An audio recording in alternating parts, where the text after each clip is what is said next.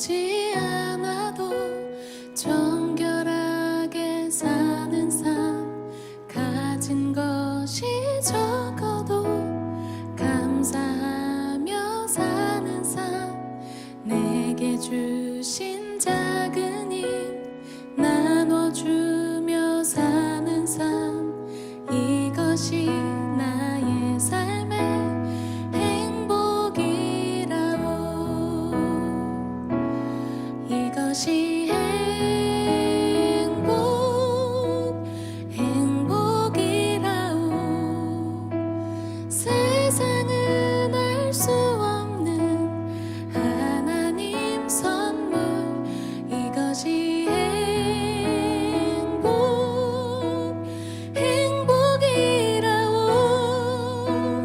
하나님의 자녀로 살아가는 것, 이것이 행복이라오.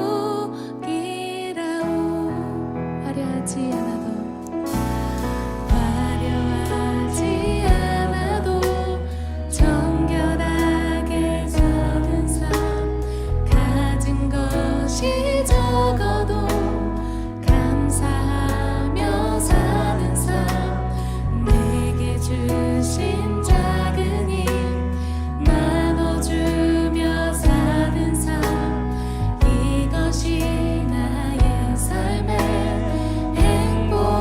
한 번 더 고백합니다. 화려하지 않아. 이 추운 날씨 속에서도 예배하기 위해서 화면 앞에 계신 여러분을 주님의 이름으로 축복합니다. 여러분 같이 우리 신앙 고백하심으로 2021년도 1월 두 번째 주일 예배를 하나님 앞에 드리겠습니다. 같이 신앙 고백하겠습니다. 전능하사 천지를 만드신 하나님 아버지를 내가 믿사오며 그 외아들 우리 주 예수 그리스도를 믿사오니 이는 성령으로 잉태하사 동정녀 마리아에게 낳으시고 본디오 빌라도에게 고난을 받으사 십자가에 못 박혀 죽으시고 장사한 지 사흘 만에 죽은 자 가운데서 다시 살아나시며 하늘에 오르사 전능하신 하나님 우편에 앉아 계시다가 저리로서 산자와 죽은 자를 심판하러 오시리라. 성령을 믿사오며 거룩한 공회와 성도가 서로 교통하는 것과 죄를 사하여 주시는 것과 몸이 다시 사는 것과 영원히 사는 것을 믿사옵나이다. 아멘.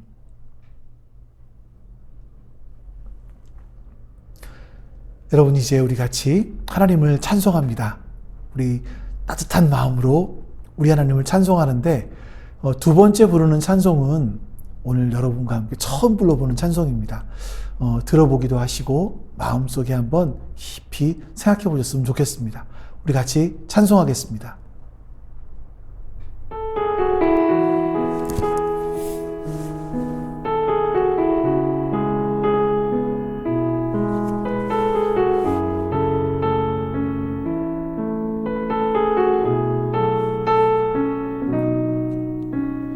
이 세상을 살아가는 동안에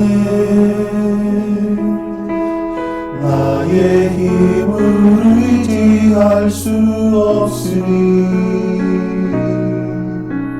기도하고 낙심하지 말 것은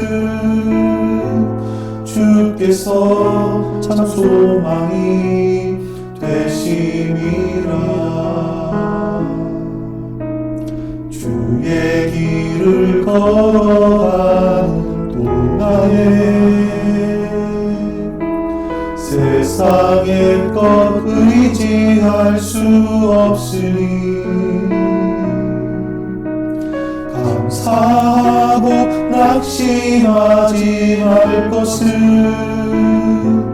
주께서 참 기쁨이 되심이라. 하나님의 꿈이 나의 비전이 되고 예수님의 성품이 나의 인격이 되고 성령님의 권능이 나의 능력이 되길 원하오.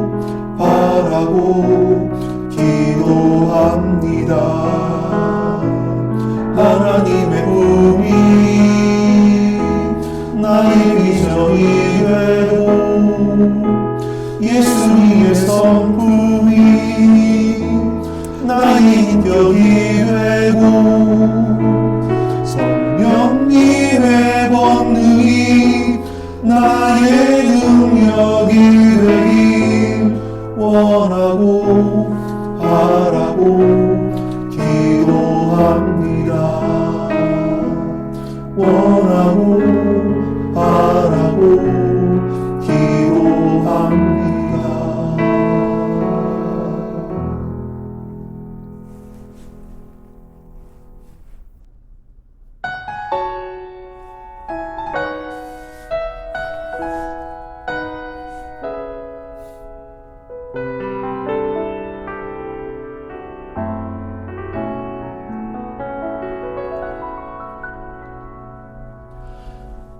안개 속에서 주님을 보내 아무도 없을 것 같던 그곳에서 손 내미셔서 나를 붙드네 길고 쓰러져 가던 그곳에서 주 말씀하시네 내 손 잡으라고 내가 곧 길이요 진리 생명이니 나 그 길을 오네 주 예비하신 곳 다른 길로 돌아서지 않으리 예수의 길 그 좋은 길 나는 걷네 주 손잡고 그 무엇도 두렵지 않네 주님 주신 약속 내게 있으니 세상의 길 그 험한 길 승리하리 성령으로 그 무엇도 바라지 않네 저 하늘에 내 소망 있으니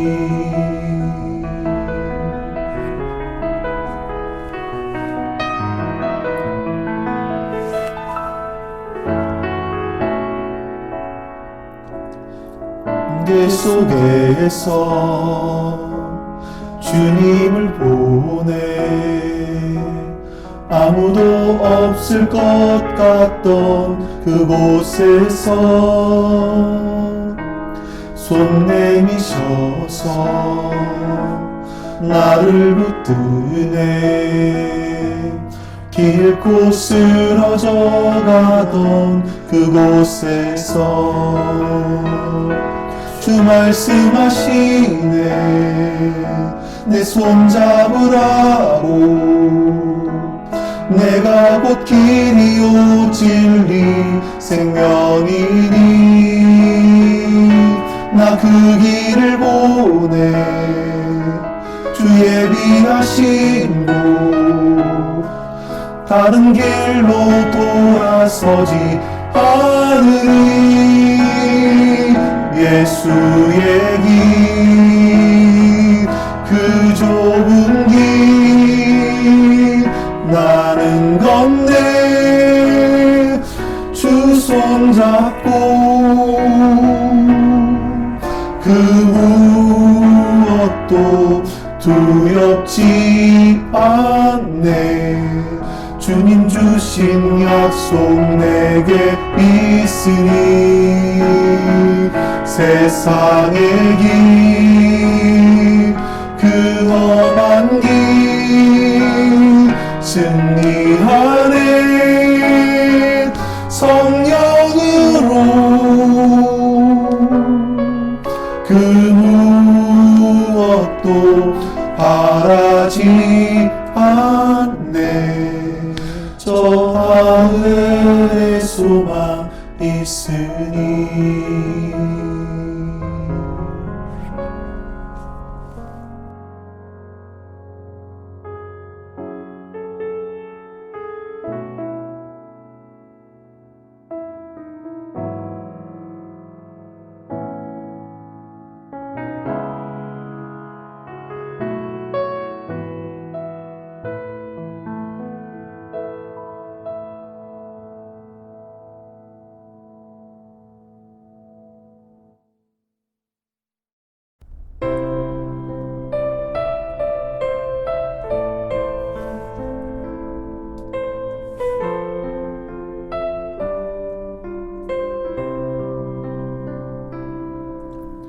주님 다시 오실 때까지 나는 이 길을 가리라.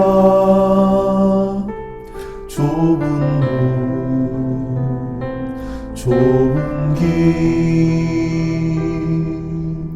나의 십자가 지고 나의 가는 이 길 끝에서 나는 주님을 보리라. 영광의 내 주님 나를 맞아주시리.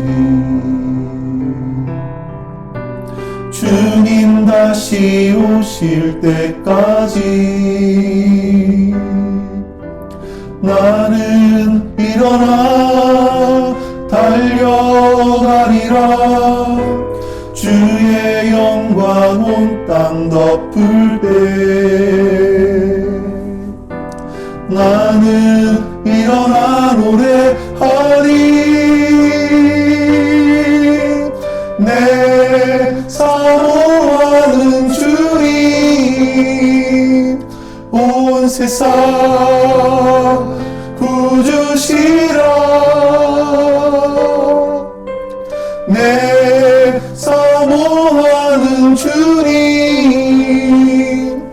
영광의 왕이시라.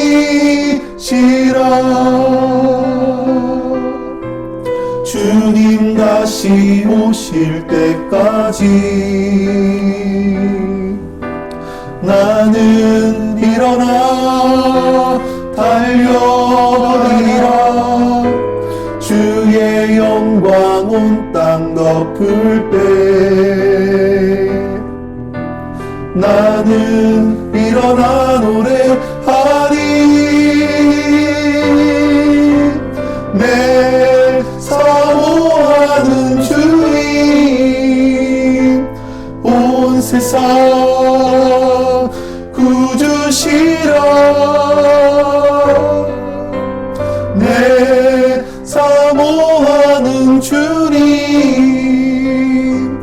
영광의 왕이시라. 영광의 왕이시라.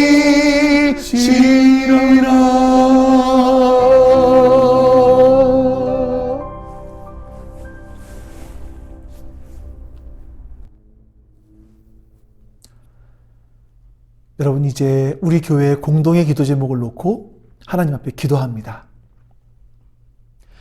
우리의 모든 예배에 복을 내리시어 마음과 뜻과 정성을 다해 하나님께 예배드릴 때에 하나님의 임재하심을 체험하게 하시며 부어주시는 성령의 은혜로 어둡고 험한 세상을 넉넉히 이기며 살아가게 하소서. 아멘. 목회자와 모든 성도들이 영혼 구원을 최고로 여기는 한 믿음으로 예수님의 심장을 가지고 그리스도의 지상 명령을 위해 헌신하는 교회가 되게 하시고 지역의 복음화에 생명을 걸 만한 믿음과 용기를 주소서. 아멘. 말씀을 온전히 깨달을 수 있는 지혜의 영을 회복시키시어 어린아이부터 장년에 이르기까지 온 성도 안에 말씀 묵상이 거룩한 습관 되게 하시고 세상의 방식과 세상의 가치관으로 살고자 하는 불신에서 벗어나 하나님의 뜻과 법을 고집하며 살아가게 하소서. 아멘. 기도하기를 쉬는 죄를 범치 아니하게 하시고 하나님과의 교제를 더욱 사모하게 하시며 기도의 특권을 누리고 기도의 의무를 다하게 하시어 무너져가는 나라, 지역, 교회, 이웃, 가정을 세우는 사명을 무릎으로 감당케 하소서. 아멘. 제자훈련이 뿌리내리게 하시고 훈련생들이 가르치고 치유하고 복음을 전파했던 주님의 사역 모범을 따르게 하시되 오직 주님의 인도하심을 따라 어디든지 어느 때이든지 기쁨으로 헌신하며 쓰임받게 하옵소서. 아멘. 하나님의 거룩한 영으로 하나 되게 하시고 진실함으로 서로 섬기는 법을 알아가게 하시며 다툼과 시기와 분냄이 교회에 틈타지 못하게 하시고 거룩한 보혈로 세워진 그리스도의 몸된 교회 공동체가 주의 사랑으로 견고히 세워지게 하소서. 아멘. 우리 같이 예배드리는 우리 자신을 위해서 오늘 예배가 하나님 앞에 온전히 드려지는 예배 되게 해달라고 같이 한번 우리 기도하겠습니다. 기도합니다. 아버지 하나님 감사합니다. 하나님 앞에 오늘 예배를 드릴 때 하나님께서 함께 해주시옵소서. 하나님의 성령님께서 함께 해주시옵소서. 하나님, 우리가 이렇게 온라인으로 예배하지만 시간차가 있지만 그럼에도 불구하고 성령님께서 부어주시는 그 은혜가 우리 가운데 있기를 원합니다. 우리가 진심으로 예배하기 원합니다. 진정으로 예배하기 원합니다. 하나님 도와주시옵소서. 주님 들어주시옵소서. 함께 해주시옵소서. 참 좋으신 하나님 감사합니다. 하나님께서 오늘 우리 예배를 받으시고 흠양하여 주시옵소서. 우리가 주 앞에 드리는 이 예배가 하나님 받으시기에 아름다운 예배 될 수 있도록 주님 은혜 베풀어 주시옵소서. 그리고 이 시간 주님 앞에 드린 예물이 있습니다. 하나님께서 이 예물 받으셔서 하나님 나라와 영광을 위해서 복되게 사용하여 주시옵소서. 아프리카와 필리핀에 우리가 주 앞에 드린 예물이 닿을 때에 그 아이들이 하나님 안에서 새로운 소망을 품을 수 있도록 주님 은혜 베풀어 주시고 드린 손길들마다 하나님께서 하늘의 복으로 채워주시옵소서. 주님 주신 것으로 알고 만족한 자족한 삶을 살아갈 수 있도록 은혜 베풀어 주시옵소서. 감사드립니다. 예수 그리스도의 이름으로 기도하옵나이다. 아멘.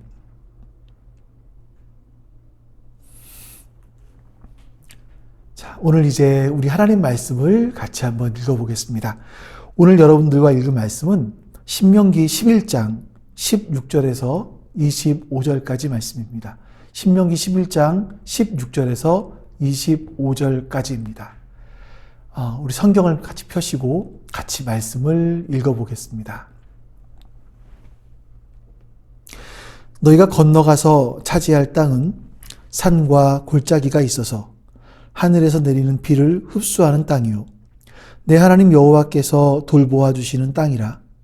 연초부터 연말까지 내 하나님 여호와의 눈이 항상 그 위에 있느니라. 내가 오늘 너희에게 명하는 내 명령을 너희가 만일 청종하고 너희 하나님 여호와를 사랑하여 마음을 다하고 뜻을 다하여 섬기면 여호와께서 너희의 땅에 이른 비, 늦은 비를 적당한 때에 내리시리니 너희가 곡식과 포도주와 기름을 얻을 것이요 또 가축을 위하여 들에 풀이 나게 하시리니 내가 먹고 배부를 것이라. 너희는 스스로 삼가라. 두렵건대 마음에 미혹하여 돌이켜 다른 신들을 섬기며 그것에게 절함으로 여호와께서 너희에게 진노하사 하늘을 닫아 비를 내리지 아니하여 땅이 소산을 내지 않게 하심으로 너희가 여호와께서 주신 아름다운 땅에서 속히 멸망할까 하노라.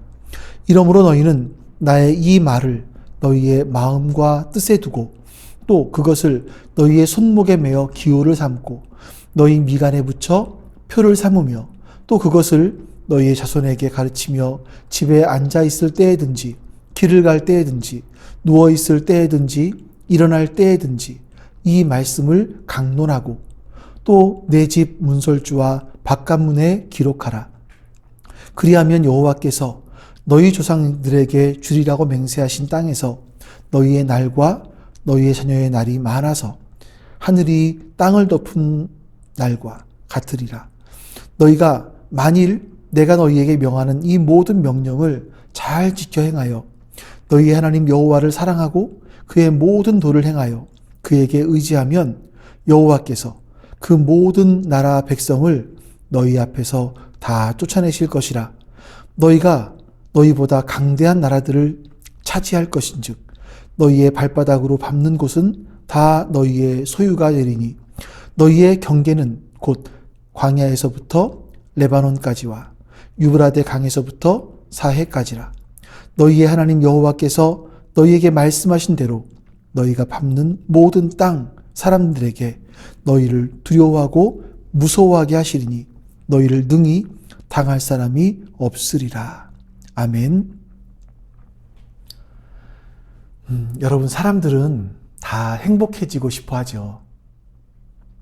근데 막상 행복이 뭡니까? 라고 물어보면 그 행복은 이것이다 라고 명확하게 정의할 수 있는 사람은 그리 많지 않을 것 같습니다. 하버드 대학의 유명한 교수 중에서 마이클 샌델이라는 교수가 있습니다. 이 사람이 정의란 무엇인가 라는 책을 썼죠. 그래서 굉장히 유명한 사람이 되었습니다. 근데 이 하버드 대학에는요, 마이클 샌델 말고도 유명한 사람이 또 있습니다.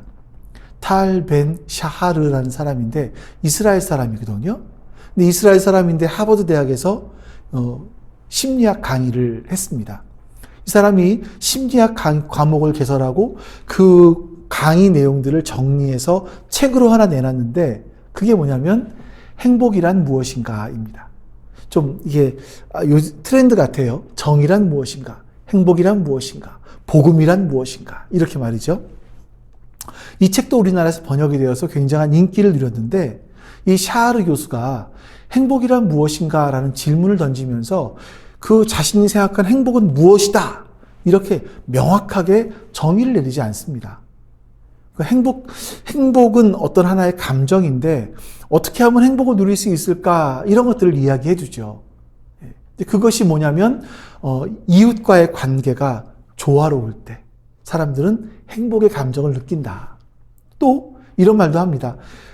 자신이 매일 같은 시간에 운동을 할 때 사람들은 행복의 감정을 느낀다. 이렇게 이야기를 합니다. 그러니까 이분이 말하는 행복이 뭐냐면 우리가 일상을 성실하게 살아가는 중에 우연하게 우리에게 찾아오는 감정. 그것이 행복이다. 해피니스. 이렇게 말을 합니다. 이렇게 볼 때 세상에 사는 사람들은 행복이 뭐냐 했을 때 행복이 어디서 오는지 또 어떻게 하면 오는지 이걸 잘 모르지만 우연하게 누리게 되는 감정. 이것이 해피니스, 행복이다 라고 이야기하고 있는 것 같습니다. 그럼 여러분, 성경에서 말하는 행복은 뭘까요? 영어 성경에서는 행복을 번역할 때 blessing이라고 번역을 했습니다. 우리가 복, 행복, 축복 이런 것을 번역했을 때 blessing이라고 하거든요. 이 blessing이라는 말은 bleed에서 시작이 되었는데 이 bleed라는 말이 뭐냐면 피 흘리다 라는 뜻이라고 해요. 그러니까 이 성경이 말하는 행복이란 뭐냐면 피 흘림에서부터 시작을 합니다. 피는 왜 흘리죠? 제사를 지냄으로 말미암아 하나님과의 관계가 화목해지는 걸 말합니다. 예수님께서 피 흘리심으로 말미암아 하나님과 우리와의 관계가 화목해졌을 때 이것을 가리켜서 행복이다, 행복하다라고 성경은 우리에게 말씀하고 있는 겁니다. 그러니까 성경에서는요, 행복을 말하면서 하나님과 나와의 관계를 빼놓고 이 올바른 관계를 빼놓고는 행복을 말할 수 없다라는 거죠. 우리가 지난주에 나눴던 말씀들이 있습니다. 이스라엘 사람들이 40년간 똑같은 옷을 입고 똑같은 신발을 신고 똑같은 것을 먹으면서 똑같은 집에서 텐트에서 똑같은 환경을 보며 40년간을 살았는데 또 앞으로 남은 게 뭐냐면 가나안 땅에 들어가면서 전쟁을 해야 되는 사람들 앞에서 모세는 너희는 행복한 사람이다. 이렇게 이야기를 합니다. 너희는 행복한 사람이다. 왜 그런 이스라엘 사람들이 행복합니까? 너희와 같이 구원받은 사람들이 없고 너희와 같이 하나님으로부터 언약한 사람들이 없기 때문이라는 겁니다. 그런데 여러분, 이 구원과 이 언약은 이스라엘 사람들에게만 국한되어 있는 것이 아니라 우리들 역시 하나님께로부터 구원받았고 하나님과 언약을 맺은 사람들입니다. 그래서 오늘날 우리가 하나님과 언약한 것이 무엇인지, 그 언약 안에 사는 사람들은 어떻게 살아가야 되는지, 왜 그 언약 안에 살아갈 때 행복한 것인지, 우리가 이것을 한번 말씀을 통해서 살펴보아야겠습니다. 오늘은 바로 그것들을 살펴보겠습니다. 오늘 본문에 24절과 25절 말씀을 같이 한번 읽어보시죠. 너희의 발바닥으로 밟는 곳은 다 너희의 소유가 되리니 너희의 경계는 곧 광야에서부터 레바논까지와 유브라데 강에서부터 서해까지라. 너희 하나님 여호와께서 너희에게 말씀하신 대로 너희가 밟는 모든 땅 사람들에게 너희를 두려워하고 무서워하게 하리니 너희를 능히 당할 사람이 없으리라. 아멘. 하나님께서는요, 이스라엘 사람들이 밟는 땅 모든 그 땅이 너희의 소유가 되게 해주시겠다라고 말씀하셨어요. 근데 그 밟는 땅이 너희의 소유가 되기 위해서는 한 가지의 조건이 있어야 합니다. 그게 뭐냐면 22절에 나옵니다. 같이 한번 읽어보실까요? 너희가 만일 내가 너희에게 명하는 이 모든 명령을 잘 지켜 행하여 너희의 하나님 여호와를 사랑하고 그의 모든 도를 행하여 그에게 의지하면. 여러분, 이 말씀 잘 보세요. 하나님께서 말씀하신 게 뭐냐면 너희가 하나님을 사랑하고 그의 모든 도를 행하고 하나님을 의지하면, 사랑하고 행하고 의지하면, 그러면 하나님께서 23절의 말씀을 우리에게 약속해 주세요. 23절 말씀을 읽어보겠습니다. 여호와께서 이 모든 나라 백성을 너희 앞에서 다 쫓아내실 것이라. 너희가 너희보다 강대한 나라들을 차지할 것인지. 그럼 너희가 가나안 땅을 차지할 거래요. 너희보다 강한 나라들이지만 그 나라를 차지할 것이다라고 말씀하십니다. 그리고 이제 그 다음에 24절, 25절 말씀이 나오지요. 너희가 그러면 발바닥으로 밟는 모든 땅이 너희의 소유가 될 거야. 이렇게 말씀하시는 겁니다.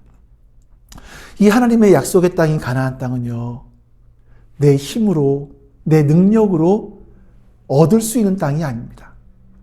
내 힘으로 얻을 수 있는 땅이 아니라 이 가나안 땅은요, 하나님을 사랑하고 하나님만 바라고 하나님만 의지하는 사람들에게 하나님께서 주시는 땅이라는 겁니다. 그래서 하나님의 약속의 말씀을 믿고 하나님만 의지할 때 하나님이 주시는 땅이에요. 그래서 하나님의 약속을 의지하며 살라, 이렇게 말씀하시는 거예요. 25절 말씀을 다시 한번 우리 읽어보시죠.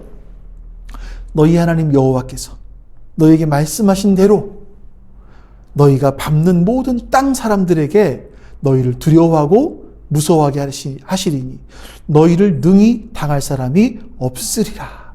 아멘.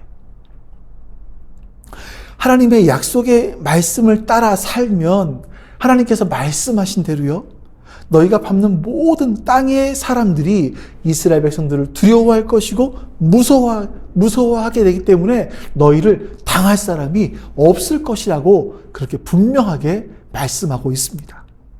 여러분, 이 말씀은요, 모세가 죽은 후에 몇 년 후에 여호수아로부터 시작해서 그 말씀들이 그대로 실현되었습니다. 여러분, 가나안 땅에 들어가기 위한 첫 번째 관문은 여리고성이었습니다. 그러니까 여리고성은 그 당시 그 지역에서 가장 오래되고 가장 크고 가장 높은, 가장이라는 수식어가 많이 붙은 그런 성이었습니다. 이 성벽이요, 이중으로 되어 있었습니다. 예전에 사진도 보여드렸는데 바깥에 쪽의 성벽은 폭이 1.8m, 안쪽의 성벽은 마차 2대가 왔다 갔다 할 만한 한 4에서 5m 정도 되죠. 그리고 높이는 9m도 좀 된다고 합니다. 그러니까 지금으로 치면 4층 건물 정도 되겠죠. 그리고 거기다가 이 여리고 사람들은요, 청동기 문화 속에 살고 있었습니다. 다시 말하면 청동검, 청동방패, 이런 걸 가지고 있었던 사람들이 여리고 사람들이었다는 겁니다. 그에 반해서 이스라엘 사람들은요, 출애굽을 해서 광야에서 살았습니다. 그들은 어떤 전쟁을 준비하거나 무기를 갖출 수 있는 그런 사람들이 아니었습니다. 마치 그들은요, 신석기 시대를 살고 있는 그런 사람들과 같았을 겁니다. 돌칼, 돌창, 짱돌 들고 싸우는 그런 사람들이었다라는 거죠. 이건 여리고 성과 이 이스라엘 사람들과 싸워서는 도무지 이길 수 없는 그런 전쟁이었는데 결국 이스라엘 사람들이 이깁니다. 어떻게 이겼습니까? 여러분들이 다 아시는 것처럼 여리고에 살고 있는 사람들은요, 이미 이스라엘 사람들, 그들과 함께 있는 하나님 때문에 마음이 녹아내렸다라고 말해요. 이스라엘 사람들의 소문 때문에 여리고에 사는 사람들의 마음이 녹았다라고 말씀하고 있습니다. 자, 우리 여호수아 5장 1절 말씀을 같이 한번 보시죠. 여호수아 5장 1절. 요단 서쪽에 아모리 사람의 모든 왕들과 해변에 가나안 사람의 모든 왕들이 여호와께서 요단물을 이스라엘 자손들 앞에서 말리시고 우리를 건너게 하셨음을 듣고 마음이 녹았고 이스라엘 자손 때문에 정신을 잃었더라. 하나님께서 이미 여리고 성에 살고 있는 사람들의 전의를 상실시켜 버리셨어요. 마음이 녹았고요, 정신을 잃어버릴 정도로 이스라엘 사람들을 두려워하게 하나님께서 만들어 주신 거죠. 하나님께서 모세를 통해서 하신 말씀, 약속 그대로 이루어지는 겁니다. 본문 25절에서 하나님을 사랑하고 의지하면 너희가 밟는 땅의 모든 사람들이 너희를 두려워할 것이고 무서워하게 해주시겠다 약속하셨습니다. 그 약속이 그대로 실현된 겁니다. 이스라엘 백성들이 지도자인 여호수아와 함께 하나님의 약속을 믿고 하나님만 사랑하고 의지하고 하나님만 바라고 나아가니까 하나님께서 그 약속대로 가나안 땅을 이스라엘 사람들에게 주셨습니다. 자, 근데 여러분, 하나님께서 이스라엘 백성들에게 이런 약속도 하셨습니다, 여러분. 우리 다시 본문으로 돌아와서 16절, 17절 말씀을 같이 한번 읽어보겠습니다. 너희는 스스로 삼가라. 두렵건대 마음에 미혹하여 돌이켜 다른 신을 섬기며 그것에게 절함으로 여호와께서 너희에게 진노하사 하늘을 닫아 비를 내리지 아니하여 땅이 소산을 내지 않게 하심으로 너희가 여호와께서 주신 아름다운 땅에서 속히 멸망할까 하노라. 만약 다른 신들을 섬기면 하나님께서 주신 땅에서 속히 망할 것이다 라고 말씀하세요. 안타깝지만 이 말씀도 여호수아가 죽은 이후에 그대로 이루어지고 말았습니다. 자, 이제 사사기서로 한번 가보시죠. 사사기서 1장 16절 말씀, 16절부터 19절 말씀을 읽어보겠습니다. 자, 사사기서를 많이 볼 거니까요. 사사기서는 펴서 보겠습니다. 1장 16절부터 19절. 모세의 장인은 갠 사람이라 그의 자손이 유다 자손과 함께 종려나무 성읍에서 올라가서 아랏 남방의 유다 황무지에 이르러 그 백성 중에 거주하니라. 유다가 그의 형제 시므온과 함께 가서 스밧에 거주하는 가나안 족속을 쳐서 그곳을 진멸하였으므로 그 성읍의 이름을 호르마라 하니라. 유다가 또 가사 및 그 지역과 아스글론 및 그 지역과 에그론 및 그 지역을 점령하였고 여호와께서 유다와 함께 계셨으므로 그가 산지 주민을 쫓아내었으나 골짜기 주민들은 철병거가 있으므로 그들을 쫓아내지 못하였으며. 자, 이 말씀을 보니까 잘 나가다가 끝부분에 수상한 부분이 하나 나옵니다. 하나님께서 유다와 함께 하셨기 때문에 산지 주민들은 다 쫓아냈다 이겁니다. 그러면 골짜기에 있는 주민들은 하나님께서 함께 하지 않아서 쫓아내지 못한 것입니까? 함께 하지 않으셨을까요, 하나님께서? 그러니까 이스라엘 사람들이요, 지금까지 하나님께서 함께 해주심으로 하나님을 의지하고 싸워 나왔습니다. 그래서 승리했습니다. 근데 이 골짜기에 있는 사람들을 보니까 거기는 철병거가 있어요. 드디어 세상의 무기가 보이기 시작한 겁니다. 하나님이 안 보이기 시작한 겁니다. 그래서 하나님이 안 보이고 세상의 무기가 보이자, 세상의 무기가 하나님보다 더 커 보이자 두려움이 그들에게 몰려오기 시작했습니다. 그래서 결국 골짜기에 있는 사람들은 쫓아내지 못하였습니다. 또 21절 보죠. 베냐민 자손은 예루살렘에 거주하는 여부스 족속을 쫓아내지 못하였으므로 여부스 족속이 베냐민 자손과 함께 오늘까지 예루살렘에 거주하니라. 여기서 보시면 베냐민 사람들도 쫓아내지 않은 사람들이 있다라고 말합니다. 이 사람들은 뭐 하는 사람들입니까? 지금까지 예루살렘에 거주하고 있다. 왜 거주했을까요? 노예로 삼기 위해서, 그들을 통해서 노역을 그들에게 감당하게 하기 위해서. 자, 여러분 보세요. 19절부터 21절 보면 쫓아내지 못했다, 쫓아나지 않았다라는 말씀이 나옵니다. 자, 그런데 28절에 가면 달라집니다. 28절 말씀. 이스라엘이 강성한 후에야 가나안 족속에게 노역을 시켰고 다 쫓아내지 아니하였더라. 쫓아내지 못했다, 쫓아내지 않았다라고 하는데 그 이유가 뭡니까? 노역을 시키기 위해서. 그러니까 강성해졌다, 그 땅을 다 점령했다 이거죠. 다 점령하고 나서 그들을 노역을 시켰다 이거예요. 그들이 노예의 삶을 살았었기 때문에 노예를 부리는 삶이 얼마나 편한 삶인지를 알았습니다. 그래서 그들을 노역을 시키기 위해서 남겨놓았고, 쫓아내지 않고 남겨놓았고, 결국 다 땅을 점령한 이후에는 그들에게 노역을 시켰더라. 이렇게 말하는 거예요. 철병거 때문에 그들을 쫓아내지 않은 것이 아닙니다. 그건 핑계였고요. 그 땅에 사는 문화, 그 사람들의 문화, 그 사람들의 세속적인 화려함, 이런 게 좋아 보였습니다. 그리고 그들을 노예로 삼았을 때 어떤 경제적인 이득, 이런 것이 너무나 좋았던 거죠. 그래서 쫓아내지 않은 겁니다. 이렇게 쫓아내지 않고 났을 때의 결과가 뭐냐? 우리 2장 6절과 7절 말씀 같이 읽어보죠. 시작. 전에 여호수아가 백성을 보내매 이스라엘 자손이 각기 그들의 기업으로 가서 땅을 차지하였고, 백성이 여호수아가 사는 날 동안과 여호수아 뒤에 생존한 장로들 곧 여호와께서 이스라엘을 위하여 행하신 모든 큰 일을 본 자들이 사는 날 동안에 여호와를 섬겼더라.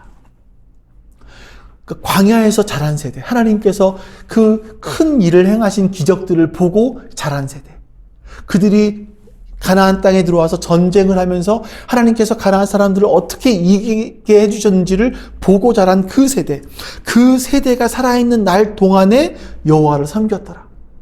그들이 살아있는 날 동안에만 하나님을 섬겼다라고 이렇게 말씀합니다. 그 다음에 10절 말씀 넘어가 볼까요? 또 읽어봅니다. 그 세대의 사람도 다 그 주상들에게로 돌아갔고 그 후에 일어난 다른 세대는 여호와를 알지 못하며 여호와께서 이스라엘을 위하여 행하신 일도 알지 못하였더라. 여러분, 이렇게 쫓아내지 못한 결과로 하나님과 맺은 언약을 알지 못하는 세대가 태어나게 된 겁니다. 하나님을 알지 못하는 세대가 일어나게 된 이유는, 단초는 뭐냐면 하나님의 말씀을 적당히 순종한 거예요. 적당히. 이 이스라엘 사람들이요, 하나님을 아예 배반했거나 아예 하나님의 말씀을 거역한 것이 아닙니다. 적당히. 말씀대로 일부는 쫓아냈지만 적당히 남겨뒀습니다. 못 쫓아낸 것이 아니라 쫓아내지 않았던 거죠. 그것이 나에게 이득이 된다고 생각했기 때문에. 그 사람들이 가지고 있던 문화, 문명, 이런 화려함들이 너무나 매력적이었습니다. 그들에게 노역을 시켜도 자신들에게 경제적인 굉장한 이득이 있을 것이라고 생각을 했습니다. 그래서 쫓아내지 않고 남겨두었던 거죠. 눈앞의 이익들 때문에 하나님의 말씀을 적당히 순종했던 겁니다. 이런 적당함을 선택한 결과가 하나님을 알지 못하는 세대가 일어나게 되는 단초가 되었다는 겁니다. 우리 19절 말씀을 또 읽어보겠습니다. 그 사사가 죽은 후에는 그들이 돌이켜 그들의 주상들보다 더욱 타락하여 다른 신들을 따라 섬기며 그들에게 절하고 그들의 행위와 패역한 길을 그치지 아니하였으므로. 이것이 어두운 역사, 어두운 사사기의 역사가 시작되는 출발점인 겁니다. 아까 16절에서 하나님께서 약속하셨던 부분들이 있었죠. 너희는 스스로 삼가라. 두렵건대 마음에 미혹하여 돌이켜 다른 신들을 섬기며 그것에게 절함으로 여호와께서 너희에게 진노하사. 다른 신들을 섬김으로 하나님께서 진노하실 것이다 라고 말씀하셨는데, 이 사사기 시대를 살아가는 사람들은 다른 신들을 섬기기 시작했습니다. 그리고 마지막 절, 사사기의 마지막 절은 이렇게 끝납니다. 사사기 21장 25절. 그때에 이스라엘의 왕이 없으므로 사람이 각기 자기의 소견에 오른 대로 행하였더라. 왕이 없었다. 다시 말하면 이스라엘 사람들이 하나님을 왕으로 섬기지 않았기 때문에 하나님의 약속을 무시하고 자기 소견에 오른 대로 살아갔던 겁니다. 자기가 자기 생각에 옳다고 여기는 대로 살아갔던 거죠. 어찌 보면 예나 지금이나 사람들의 살아가는 모습들이 여러분 너무나 똑같아 보입니다. 하나님께서 정말 이런 삶을 안타까워 하시는데 지금도 여전히 사람들은 적당하게 하나님을 섬기면서 살아갑니다. 하나님께서는 이스라엘 사람들을 행복한 사람으로 삼으시려고 그들과 언약을 맺으셨는데 그들은 그 언약을 무시하고 자기 소견에 옳은 대로 살아가는 겁니다. 그것이 바로 이스라엘 사람들이 행복하게 살지 못했던 원인이었습니다. 자, 그럼 여러분, 우리는 어떻게 원래 하나님께서 의도하신 대로 행복한 삶을 살아갈 수 있을까요? 하나님은 우리가 행복하길 원하세요. 사람들이 행복하기 원하는 것처럼 하나님도 우리가 정말 행복하게 살기를 원하세요. 하나님께서는요, 그들이 행복하게 살 수 있도록 방법들을 마련해 주셨어요. 그리고 알려주셨습니다. 어떻게 살면 너희가 행복하게 살 수 있을지를 알려주셨어요. 그 삶의 원리를. 다시 신명기로 돌아갑니다. 오늘 본문에 앞에 있는 말씀인데 11장 10절부터 11절 말씀. 신명기 11장 10절에서 11절 말씀. 우리 같이 한번 읽어보시죠. 내가 들어가 차지하려 하는 땅은 내가 나온 애굽 땅과 같이 아니하니 거기에서는 너희가 파종한 후에 발로 물대기를 채소밭에 댐과 같이 하였거니와 너희가 건너가서 차지할 땅은 산과 골짜기가 있어서 하늘에서 내리는 비를 흡수하는 땅이요. 여러분, 이집트라는 나라는 이집트 땅을 가로지르고 있는 나일강이 있습니다. 그 강은 마르지 않는 강이죠. 홍수만 나면 그 상류에서부터 모든 좋은 그 흙을 다 이 삼각주에 뿌려놓는 땅. 너무나 농사짓기 좋은 땅입니다. 근데 한 가지가 문제가 뭐냐면 그 땅은 비가 오지를 않습니다. 그래서 나일강에서부터 수로를 파서 발로 물대기를 해야 되는 겁니다. 이집트에 사는 사람들은 발로 열심히 물을 대면 고생스럽지만 열심히 물을 대기만 하면 농사를 지을 수 있는, 그래서 열매를 거둘 수 있는 그런 땅이었습니다.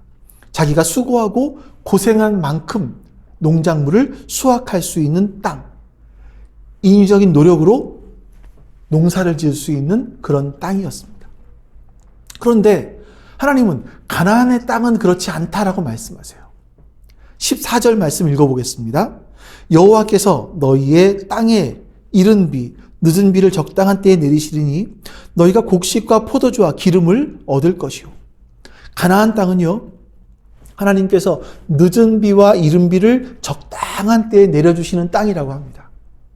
그렇게 가나안 땅에 살아가려면요, 하나님께서 보살펴 주셔야지만 살아갈 수 있는 그런 땅이라고 말합니다. 하지만 이집트 땅과 가나안 땅의 환경은 다른 거예요. 전혀 다르면 틀립니다. 가나안 땅은 산과 골짜기가 있어서 하늘에서 내리는 비를 흡수해 버립니다. 그러니까 이집트에서처럼 내가 노력해서 물대기를 할 수 있는 그런 땅이 아니에요. 내가 노력한다고 해서 무언가를 수확할 수 있는 땅이 아니라는 겁니다.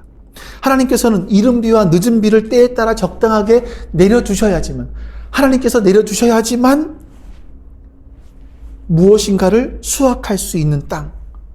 하나님께서 은혜를 내려주시지 않으면, 이른 비와 늦은 비를 내려주시지 않으면 아무리 씨를 뿌려도 수확을 기대할 수 없는 그런 땅이라는 겁니다.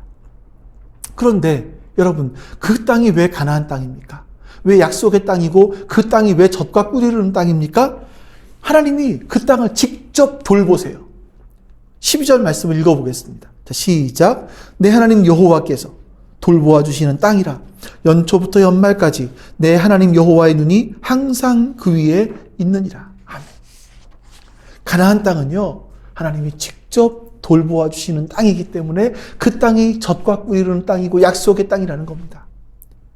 그 땅은요, 하나님의 눈이 연초부터 연말까지 계속 그 땅을 항상 그 위에 있는 땅이라는 겁니다. 여러분, 이게 복이라는 걸 깨달으셔야 돼요. 이게 복이라는 걸 깨달으셔야 됩니다.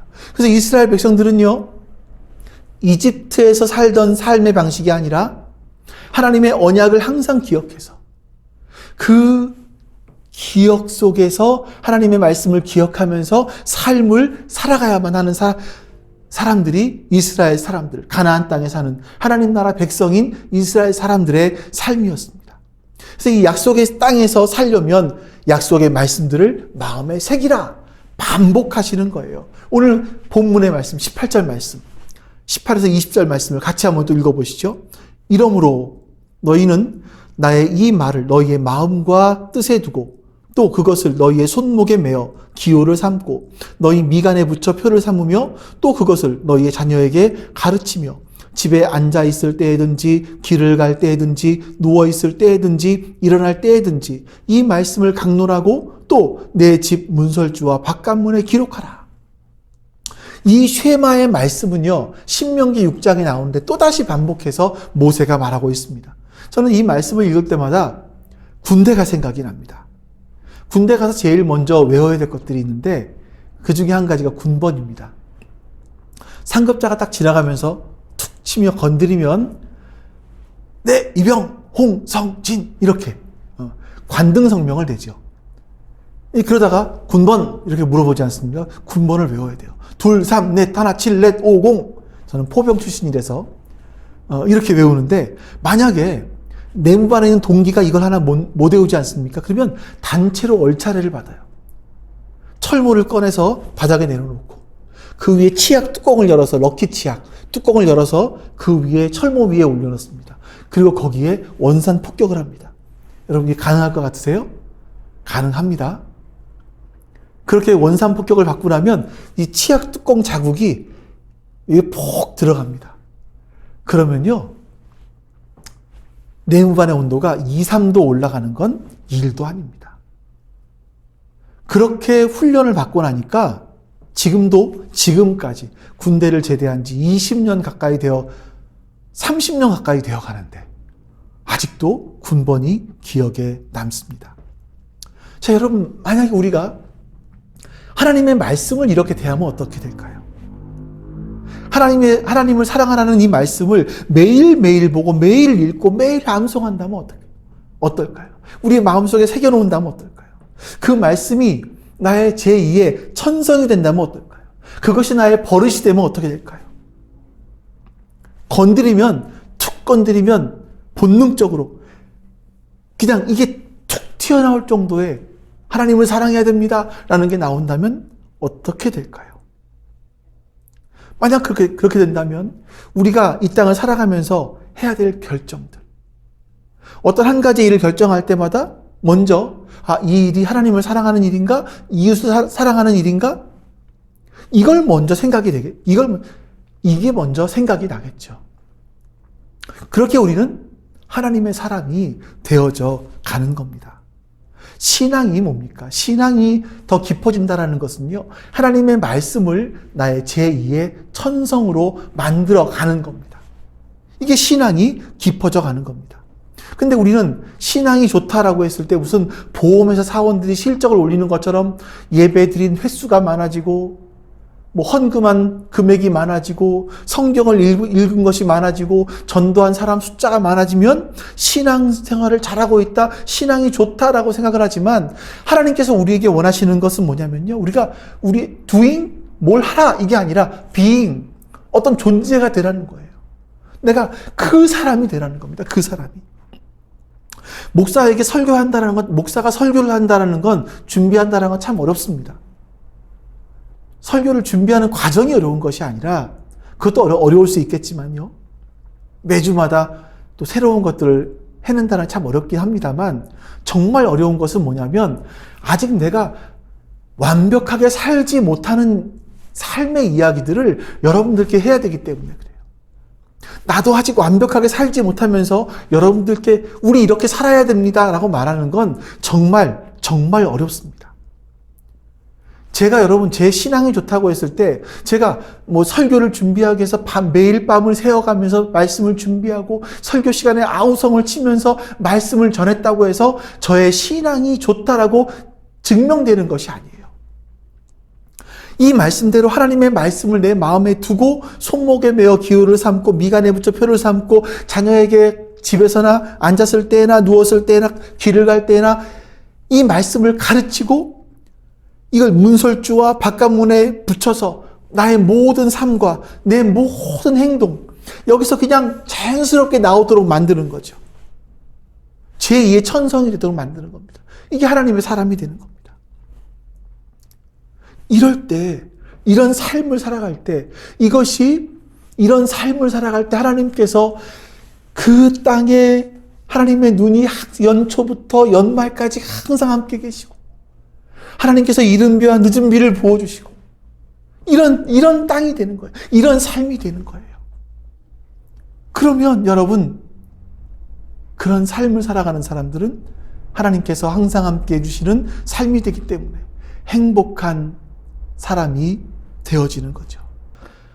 제가 지난주에 덴마크 사람들의 삶의 방식에 대해서 말씀을 드렸습니다. 그 삶의 방식, 회개. 이들은 화려한 삶을 꿈꾸는 것이 아니라 소박하고 어떤 검소하고 단순한 것을 좋아한다라고 말씀드렸어요.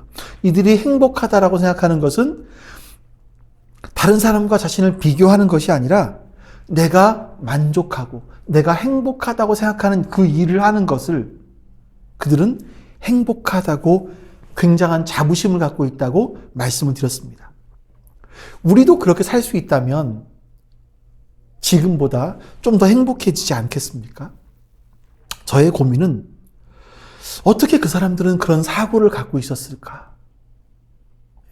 또 어떻게 하면 우리도 이 무한 경쟁이라고 하는 이 사회 속에서 그런 삶을 누군가와 비교하지 않고 나 자신에 대한 어떤 만족을 느끼면서 내 하는 일에 대한 자부심을 느끼면서 만족한 삶을 살아갈 수 있을까 하는 거였었습니다. 먼저 좀 어떻게 그 사람들이 그런 삶을 살아갈 수 있었을까를 찾아봤는데 재밌는 것이 있었습니다. 이 유럽을 보면 그 사람들이 북유럽에 속한 사람들이거든요. 이 북유럽에 속한 사람들은요, 어떤 일에 대한, 직업에 대한 천한 것과 귀한 것을 나누지 않습니다. 근데 그 이외에, 그 밖에 다른 유럽에 사는 사람들은요, 천한 직업, 귀한 직업을 나누어 놓았습니다. 이게 왜 그러냐면 바로 종교 때문이었습니다. 이 북유럽이 노르웨이, 스웨덴, 핀란드, 덴마크, 아이슬란드 이런 나라들인데 이 나라들은요, 이 나라들에서 종교개혁이 일어났죠. 이 나라들이 북유럽 157개국 중에서 다 10위 안에 들어있는 그런 나라들입니다. 개신교를 믿는 나라들이죠. 반면에 그 외에 유럽에 속한 나라들은요, 천주교의 영향을 받고 있는 나라들이었습니다. 칼빈이 종교개혁을 하면서 모든 직업은 하나님의 거룩한 부름에 의해서 거룩하게 시작된 것이기 때문에, 그 직업이 거룩한 것이기 때문에 귀한 일과 귀한 직업과 천한 직업이 따로 없다 라고 강조했습니다. 이걸 직업 소명설이라고 합니다. 그 직업을 보케이션이라고 하는 이유가 거기에 있습니다. 이렇게 노동을 거룩하게 생각하는 것은요, 칼빈만이 아니라 루터도 마찬가지였습니다. 이렇게 노동을 하나님의 뜻으로 알고 귀하게 받아들이는 이런 태도 때문에 덴마크를 포함한 북유럽 사람들은요, 평등주의적 직업관을 갖고 있습니다. 잘 보시면 이런 덴마크에 사는 사람, 덴마크의 국회의원은요, 자전거를 타고 허름한 자기 사무실로 들어갑니다. 거기는 목수나 의사나 변호사나 이것에 대한 별로 큰 차이가 많이 없죠. 우리나라에서는 조금 상상하기 어려운 일들이 그 나라에서는 일어납니다. 왜 그렇습니까? 그건 선조들, 이 평등주의적 직업관을 갖고 있었던 그런 선조들에 의해서, 그런 선조들이 있었기 때문에 직업은 천한 직업, 귀한 직업이 따로 없다. 서로 비교하는 것이 아니라 자신의 일들이 하나님이 주신 소명이다. 이렇게 살았기 때문에, 이렇게 생각했기 때문에 그들은 자신의 일들에 대해서, 자신이 하고 있는 일들에 대해서 하나님이 주신 것이기 때문에 자부심을 갖고 있었기 때문에 그들은 행복하게 일을 할 수 있었던 겁니다. 그렇게 직업을 가진 한 사람 한 사람이 서로 조화를 이루면서 살아갔기 때문에 그들의 나라는 행복한 그런 나라가 될 수 있었던 것 같습니다. 우리말에 여러분 좋다라는 말과 나쁘다라는 말이 있죠. 이 좋다와 나쁘다라는 말이 반대의 개념처럼 우리가 생각되고 있습니다. 근데 이 좋다라는 말과 나쁘다라는 말의 어원이 뭐냐면, 좋다, 이거는 조화롭다래요. 너와 내가 서로 잘 어우러져서 조화롭게 살아가는 것, 높고 낮음이 없이 조화롭게 살아가는 것, 이것이 좋은 것이다 했대요. 나쁘다라는 말은 뭘까요? 나뿐이야. 너는 상관없어. 나만 잘 되면 돼. 나만 성공하면 돼. 나뿐이다 라고 하는 이것이 나쁜 것이다 라고 생각을 했다라는 겁니다. 사람들은 다 다른 곳에서, 다른 환경 속에서 자랐습니다. 하지만 혼자만 잘나고 혼자만 잘 되어서는 우리가 조화로운 세상을, 아름다운 세상을 이루어갈 수가 없습니다. 너와 내가 동등한 사고 속에 살아갈 때에만이 비로소 우리는 조화로운 세상을 이루어갈 수가 있게 되는 겁니다. 저는 우리 교회가 서로 비교하지 않고 서로 존중하고 이해해주고 서로 품어주는, 정말 그런 어떤 조화를 이루어가는, 하나님 안에 예수님을 머리로 한 지체로서 서로 조화를 이루어가는 그런 교회가 되기를 원합니다. 우리가 올해부터 그 일들을 해 나가보려고 합니다. 여러 가지 어렵고 힘든 상황입니다. 하지만 그 힘들고 어렵기 때문에 저는 이것이 기회가 될 수 있다고 믿습니다. 이 어렵고 힘든 상황들을 여러분들께서 잘 버텨오신 것처럼 우리는 이제 서로 사랑하고 서로 이해해주고 서로 아껴주고 서로 존중해주는 그런 지체들을 그런 교회들을 우리가 만들어갈 수 있죠. 우리가 나뿐이야, 나만 생각하는 그런 모습, 다른 사람과 비교하지 않고 서로 존중해주고 이해하고 서로 품어주는 조화를 이루는 삶을 살아간다면 우리 교회는 10년 후에 지금보다 훨씬 더 좋은 교회, 지금보다 훨씬 더 행복한 교회가 되어 있을 것이라고 믿습니다. 저는 이렇게 이 세상에 평화를 주기 위해서 오신 예수님의 그 사명처럼 우리 역시 이 땅에서 서로가 평화를 이루어가면서 조화롭게 살아가는 것, 이것이 바로 하나님의 뜻이라고 분명히 믿습니다. 여러분들, 이 말씀들을 여러분들 수요일 날 들으신 말씀처럼 이제 여러분과 제 안에서 재해석해야만 합니다. 나 어떻게 하면 하나님과 조화를 이루고 우리의 지체들과 조화롭게 살 수 있을까? 이걸 생각해 보셔야 됩니다. 이런 생각과 행동이 우리 교회를 그리고 우리나라를 바꾸어가는 길입니다. 그리고 또 하나 해야 될 것은요, 우리가 이렇게 행복한 교회가 되어져야 돼요.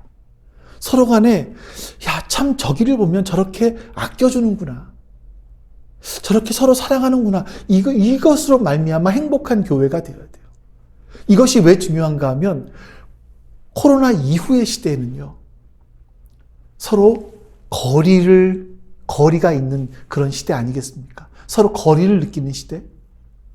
그래서 혼자 사는 사람들도 많아지고 서로 마음의 거리도 있고 이러다 보니까 사람들은 원래 같이 살게 하나님이 창조하셨거든요.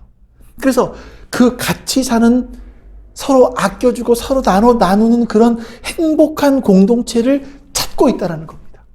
이게 지금 학자들이 하는 말들이에요. 그러면 우리가 그런 행복한 교회가 되어야죠.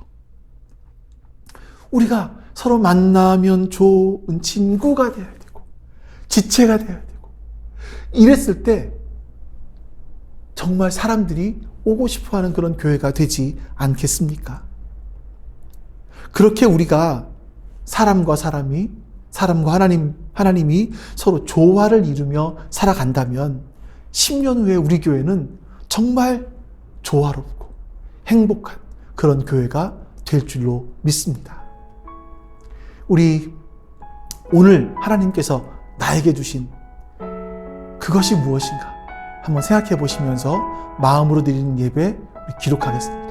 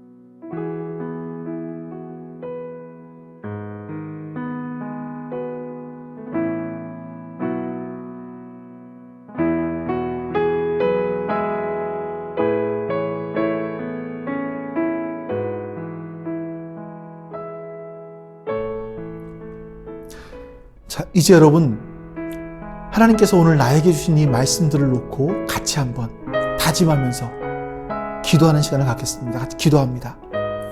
하나님 감사합니다. 오늘도 하나님께서 우리에게 말씀을 주셔서 감사합니다. 이 하나님의 은혜를 기억할 수 있도록 도와주시고, 하나님의 말씀처럼 내가 어찌 살아가야 될지를 하나님 깨닫게 해주시옵소서.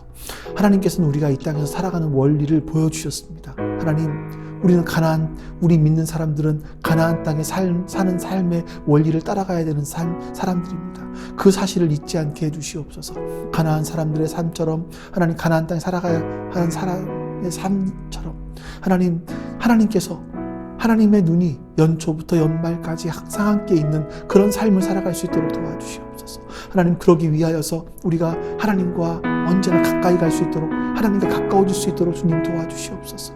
우리의 마음이 항상 하나님께 있게 해주시옵소서. 우리가 하나님의 말씀을 우리의 마음에 새길 수 있도록 도와주시옵소서. 그 들은 말씀들을 우리의 삶 가운데 재해석하고 실천할 수 있도록 도와주시옵소서. 주님 도와주시옵소서. 아버지 하나님 감사합니다. 오늘 우리가 이렇게 하나님의 말씀을 나누며 어떻게 하면 우리가 참 행복한 삶을 살 수 있을까, 이 부분들을 생각해 보았습니다. 우리 하나님과 언약을 맺은 하나님 나라 백성들은 하나님께서 우리에게 말씀해 주신 삶의 양식들이 있음을 기억하게 해 주시옵소서. 내가 노력으로 이 땅에서의 삶의 결과를 내는 삶이 아니라 하나님께서 주시는 은혜로 말미암아 이 땅에서의 삶을 살아가야 됨을 잊지 않게 해주시고, 우리가 하나님께서 우리에게 은혜를 주시는 그런 삶을 살기 위하여서 우리는 매일매일 하나님과 가까워지고 하나님의 말씀을 우리의 마음에, 우리의 삶에 두어야 됨을 잊지 않게 해주시옵소서. 그리고 그렇게 살게 해주시옵소서. 그로 말미암아 우리의 삶이 참으로 행복한 삶이 될 수 있도록 주님 도와주시옵소서. 내가 행복하며 우리의 지체들도 같이 행복해지고 우리의 이웃들에게도 그런 행복을 전할 수 있는 우리가 될 수 있도록 도와주시옵소서. 주님 감사합니다. 여호와는 내게 복을 주시고 너를 지키시기를 원하며 여호와는 그 얼굴을 내게 비추사 은혜 베푸시기를 원하며 여호와는 그 얼굴을 내게로 향하여 드사 평강 주시기를 원하노라. 아멘. 이제는 우리 주 예수 그리스도의 은혜와 하나님의 그 크신 사랑하심과 성령 하나님의 도우심, 교통하심이 지금 주 앞에 머리 숙여 예배하는 모든 하나님 나라 백성들 머리 위에 영원토록 함께 하시기를 간절히 축원하옵나이다. 아멘.